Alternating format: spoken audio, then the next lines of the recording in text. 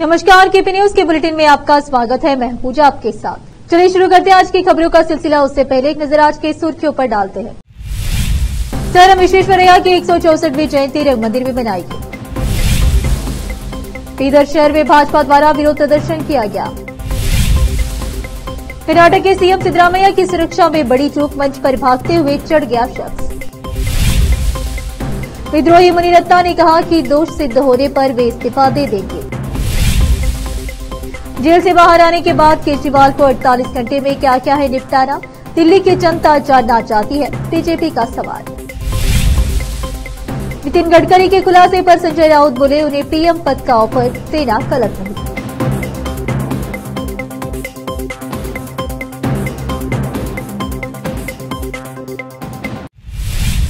समाचारों का सिलसिला शुरू करते हुए देखते समाचार विस्तार से। विश्व के महानतम आविष्कारक सर विश्वेश्वरैया की 164वीं जयंती 15 सितंबर को कर्नाटक इंजीनियरिंग सर्विस एसोसिएशन और एसोसिएशन ऑफ कंसल्टिंग इंजीनियर्स ने रविवार को बीदर शहर में इंजीनियर दिवस को भव्य और सार्थक तरीके से मनाया गया। इस मौके पर बीदर शहर में रहे जिला रंग मंदिर में एक माचा कार्यक्रम का आयोजन किया गया। मुख्य अतिथि के रूप में राघवेंद्र औरादकर IPS और अतिथि के रूप में टाटा AI के उप निर्देशक जितेंद्र पाणी ने भाग लिया। इस मौके पर जिले भर के इंजीनियर और अन्यों ने भाग लिया। कैमरामैन पपुराज का कवरेज।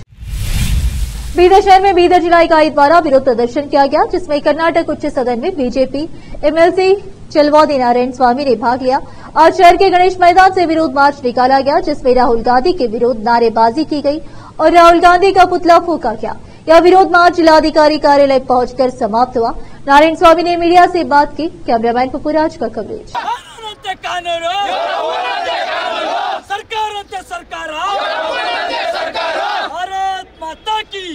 ಬಿಜೆಪಿ ಹೋರಾಟಕ್ಕೆ ಬಿಜೆಪಿ ಹೋರಾಟಕ್ಕೆ ಭಾರತೀಯ ಜನತಾ ಪಕ್ಷಕ್ಕೆ युवा मोर्चा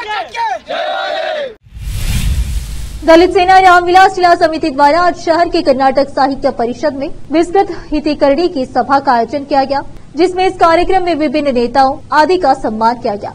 इस कार्यक्रम में भाग लेने पहुंचे नेता एवं काउंसलर मोहम्मद नवाज खान को भी सम्मान किया गया। इस कार्यक्रम में नेताओं ने अपने विचार व्यक्त किए। कैमरामैन पपुराज का कवरेज। रोकते समाचारों का सिलसिला एक ब्रेक के लिए, जल्द लौटते हैं ब्रेक के बाद। कील मुहासों के दाग, मस्सा, बालों का झड़ना, गंजापन, चेहरे पर अनचाहे बालों से परेशान लोगों के लिए खुशखबरी। अब इन सभी प्रकार की समस्याओं को दूर करने के लिए शहर बीदर में खुल गया है Biyani skin and hair clinic, cosmetic and laser centre, जहां पर त्वचा, बालों एवं चेहरे पर दाग धब्बे, शरीर में खुजली, नाखूनों से संबंधित बीमारी के अलावा और भी कई बीमारियों का इलाज किया जाता है। इसके अलावा बीदर में पहली बार यहां पर अनचाहे बालों को निकालने के लिए लेजर ट्रीटमेंट अवेलेबल है। अपने खोए हुए बालों के लिए PRP और GFC थेरेपी अवेलेबल है। यहाँ पर लेजर द्वारा टैटू भी रिमूव किया जाता है और मस्से भी निकाले जाते हैं। Doctor Vinay Kumar Biyani MBBS MD, consultant dermatologist, cosmetologist and trichologist की निगरानी में चलाए जाने वाले स्किन एंड हेयर क्लिनिक में आकर अपनी बीमारियों और समस्याओं को दूर कीजिए और इस क्लिनिक के इलाज से फायदा उठाइए। आज ही चले आइए। यहाँ पर बीदर के अलावा महाराष्ट्र और तेलंगाना से भी पेशेंट आकर लाभ उठा रहे हैं। पहले PRP थेरेपी और लेजर ट्रीटमेंट के लिए लोग हैदराबाद जाते थे। अब यह सब चीजें यहीं बीदर में उपलब्ध है। नई कमान के पास बस स्टॉप के सामने बिल्डिंग में हमारा क्लिनिक है। चले आइए Biyani skin and hair clinic, cosmetic and laser centre. Timing सुबह 11 बजे से 9 बजे तक, 11 to 9 PM। अपॉइंटमेंट के लिए इस नंबर पर संपर्क कीजिए 9243573333। ब्रेक के बाद आपका स्वागत है। आइए देखते हैं देश के अन्य समाचार। कर्नाटक के मुख्यमंत्री सिद्धरामैया की सुरक्षा में बड़ी चूक हो गई। बेंगलुरु में एक कार्यक्रम के दौरान भरे मंच पर दौड़ते हुए चढ़ गया, जहां सीएम सिद्धरामैया मौजूद थे। अनजान व्यक्ति की हरकत को पहले तो कोई कुछ समझ नहीं पाया। जब सुरक्षा कर्मियों ने रोका तो सब लोग कुछ पल के लिए हैरान रह गए। मंच पर शख्स चढ़ा तो सीएम तक नहीं पहुंच पाया और उसे पहले ही पकड़ लिया गया। फिलहाल उस शख्स के बारे में कोई जानकारी सामने नहीं आई है और न ही यह साफ हुआ है कि वह मंच पर किस इरादे से चढ़ा था। सुरक्षा कर्मियों ने संदिग्ध शख्स को पकड़कर पुलिस को सौंप दिया। पुलिस युवक को हिरासत में लेकर पूछताछ कर रही है। बता दें कि सीएम सिद्धरामैया एक कार्यक्रम के दौरान मंच पर मौजूद थे, तभी एक शख्स तेजी से दर्शक दीर्घा से उठकर मंच की तरफ दौड़ते भागा। हालांकि सीएम की सुरक्षा में मौजूद सुरक्षाकर्मी ने उसे सीएम की कुर्सी तक पहुंचने से पहले ही दबोच लिया। पूर्व मंत्री और राज्य राजेश्वरी नगर से भाजपा विधायक मणिरत्न ने शनिवार को स्पष्ट किया कि यदि उस ऑडियो की सत्यता साबित हो जाती है जिसमें उन्हें बीबीएमपी ठेकेदार को परेशान करते, धमकी देते और जातिवादी गालियां देते सुना जा सकता है तो वह विधानसभा से इस्तीफा दे देंगे।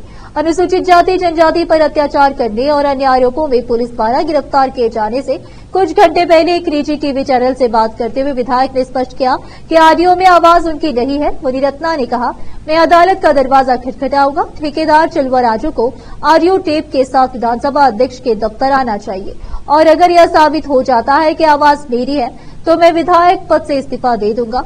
विधायक ने दावा किया कि चलवराज उनके साथ थे और 1 महीने पहले ही उनकी तारीफ कर रहे थे। विधायक ने पूछा, मैं उन्हें पिछले 7 से 8 सालों में जानता हूं, मैं उनसे रिश्वत कैसे मांग सकता हूं। बेंगलुरु ग्रामीण के पूर्व सांसद डीके सुरेश ने भारतीय जनता पार्टी से महिलाओं के बारे में हल्की बातें करने और एक ठेकेदार से रिश्वत मांगने के लिए विधायक मणिरत्ना को पार्टी से निष्कासित करने का आग्रह किया। उन्होंने पत्रकारों से बात करते हुए कहा, एक तरफ बीजेपी नेता भगवान राम के बारे में बात कर रहे हैं और दूसरी तरफ महिलाओं और दलितों के बारे में बुरा बोल रहे हैं। क्या केंद्रीय बीजेपी नेता और आरएसएस नेता इसे नहीं देख रहे हैं? बीजेपी नेता 1980 के दशक में दलितों के खिलाफ इस्तेमाल किए गए शब्दों का इस्तेमाल कर रहे हैं।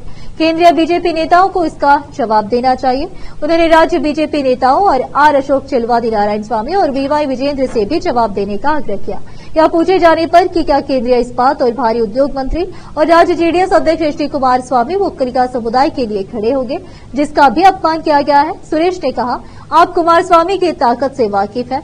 वह प्रधानमंत्री मोदी से बात करेंगे और मुनिरत्ना को पार्टी से निकाल देंगे। उन्होंने कहा कि मुनिरत्ना ने वोक्कलिका समुदाय के बारे में बुरा भला कहा है, जिसके कारण 2 समुदाय के बीच संघर्ष हुआ। हालांकि यह घटना शुक्रवार को हुई, लेकिन भाजपा के एक भी नेता ने इस पर कोई प्रतिक्रिया नहीं दी। मुनिरत्ना को अब तक निलंबित कर दिया जाना चाहिए था।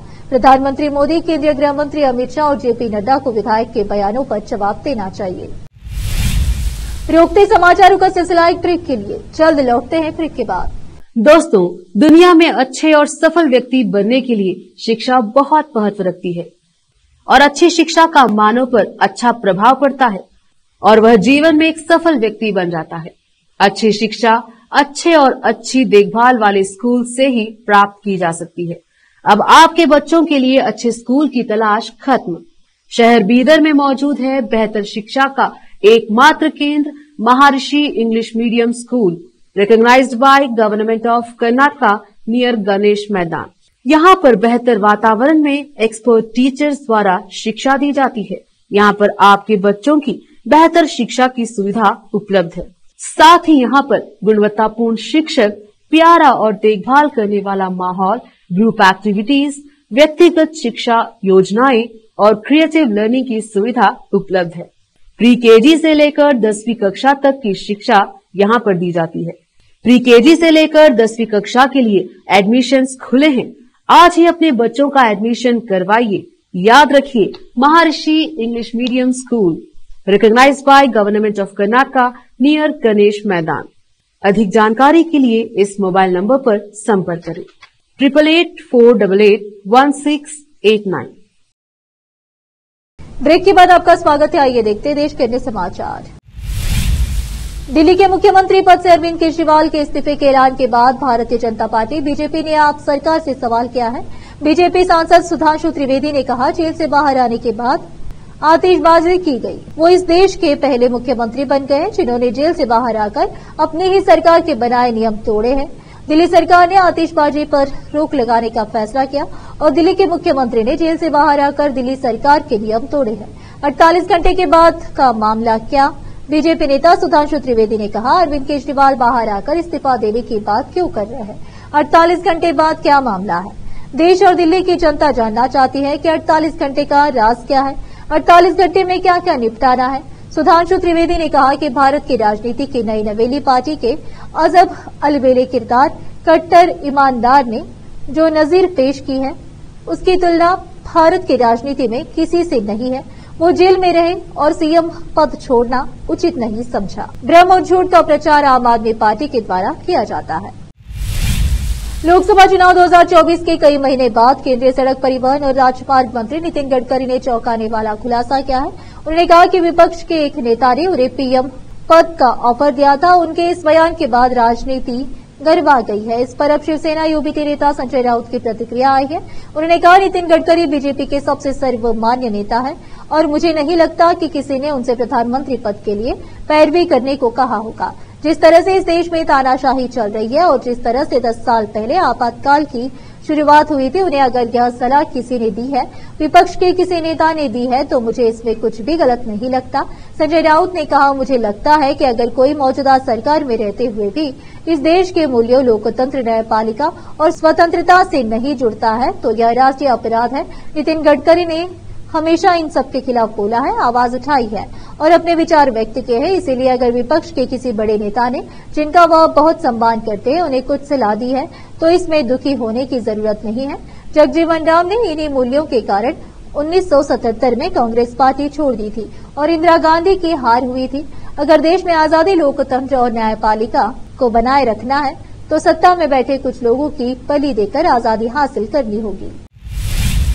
बिहार से अपनी राजनीतिक पारी की शुरुआत करने जा रहे प्रशांत किशोर ने शराबबंदी को लेकर बड़ा बयान दिया है। उन्होंने 2 अक्टूबर को अपनी पार्टी के स्थापना दिवस से पहले शनिवार को सत्ता में आने पर बिहार में शराबबंदी को तुरंत समाप्त करने की बात कही। प्रशांत किशोर ने मीडिया से बात करते हुए कहा, 2 तारीख के लिए किसी खास तैयारी की जरूरत नहीं है। हम पिछले 2 साल से तैयारी कर रहे हैं। अगर जन सुराज सरकार बनी तो हम 1 घंटे के अंदर शराबबंदी खत्म कर देंगे। प्रशांत किशोर से जब राष्ट्रीय जनता दल आरजेडी नेता तेजस्वी यादव की यात्रा के बारे में पूछा गया तो उन्होंने कहा, उन्हें मेरी शुभकामनाएं। कम से कम वह घर से बाहर आए हैं और जनता के बीच जा रहे हैं। तेजस्वी यादव के इस दावे के बाद कि नीतीश कुमार ने भाजपा के नेतृत्व वाले एनडीए में शामिल होने के लिए हाथ जोड़कर माफी मांगी थी। इस पर प्रशांत किशोर ने कहा, यह मुद्दा नीतीश कुमार और तेजस्वी यादव के बीच है और इससे कोई फर्क नहीं पड़ता कि किसने हाथ जोड़कर माफी मांगी। दोनों ने बिहार को नुकसान पहुंचाया है और बिहार के लोगों ने 30 वर्षों तक दोनों को धोखा दिया है। हम उन दोनों से बिहार छोड़ने के लिए आग्रह कर रहे हैं। अर्थशास्त्र और कानून के विद्वान, राष्ट्रवादी नेता, पूर्व केंद्रीय मंत्री और बीजेपी के दिग्गज नेता सुब्रमण्यम स्वामी का आज जन्मदिन है। सुब्रमण्यम स्वामी का जन्म 15 सितंबर 1939 को चेन्नई, तमिलनाडु में हुआ था। सुब्रमण्यम स्वामी ने कई सारे ऐसे मुद्दों को समय समय पर उठाया है जो काफी विवादित रहे हैं। आपातकाल के समय से लेकर राम जन्मभूमि तक के मामले पर सुब्रमण्यम स्वामी ने खुलकर अपनी राय रखी। सुब्रमण्यम स्वामी को जनहित के मामलों पर अपने स्पष्ट रुख के लिए जाना जाता है और उन्हें अक्सर महत्वपूर्ण मुद्दों पर अपनी ही पार्टी के नेतृत्व पर हमला करते देखा जा सकता है। एक बार फिर से रुकते हैं एक ब्रेक के लिए, जल्द लौटते हैं ब्रेक के बाद।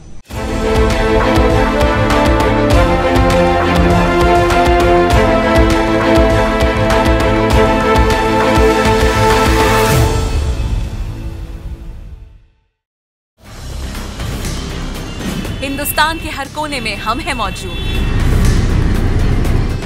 24 घंटे हालात पर गहरी नजर, खबरों से जुड़े चुपते सवालात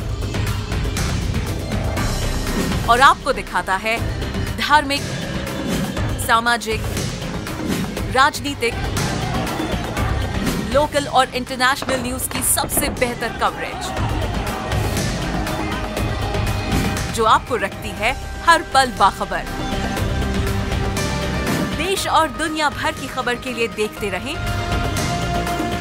केपी न्यूज 24/7। ब्रेक के बाद आपका स्वागत है। आइए अब देखते हैं अंतर्राष्ट्रीय समाचार। फ्रांस से इंग्लिश चैनल पार करने के प्रयास में बड़ा हादसा होने की जानकारी सामने आ रही है। बताया जा रहा है कि उत्तरी फ्रांस से इंग्लिश चैनल पार करने की असफल कोशिश के दौरान आज तड़के प्रवासियों से भरी बड़ी नौका समंदर की लहरों में समा गई। इस दौरान नौका डूबने से उसमें सवार 8 लोगों की मौत हो गई। फ्रांसीसी अधिकारियों ने यह जानकारी दी। लापता लोगों की सटीक संख्या की जानकारी अभी तक नहीं मिल पाई है। हादसे के बाद मौके पर राहत और बचाव कार्य में टीमें जुट गई है। ऐसा पहली बार नहीं है जब इंग्लिश चैनल पार करते लोगों की मौत हुई हो। इससे पहले भी कई बार अवैध रूप से यूरोप में प्रवेश करने के लिए इंग्लिश चैनल पार करते लोगों की नौका डूबने से मौत होती रही है। इसके बावजूद यह प्रयास कम नहीं हो रहा है।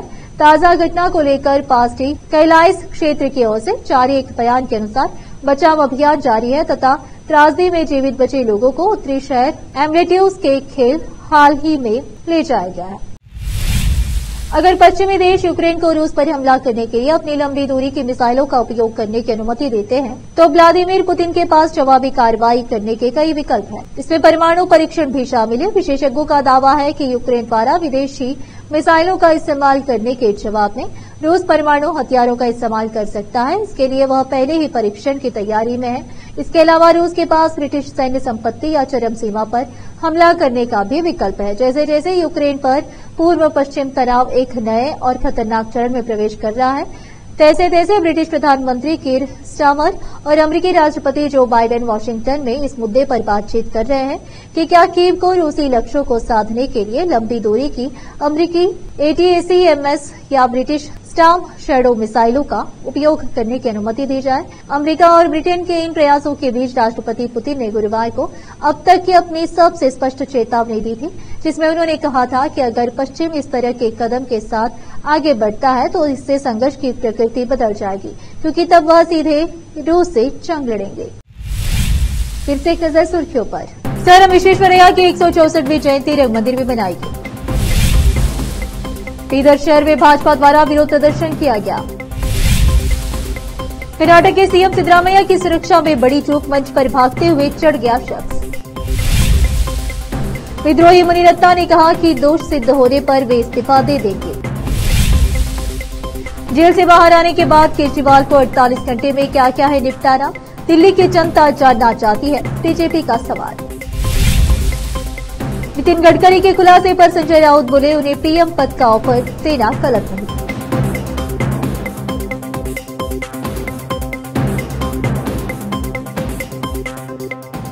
केपी न्यूज के बुलेटिन में आज इतना ही। आप देख रहे थे हमारा चैनल केपी न्यूज 24/7।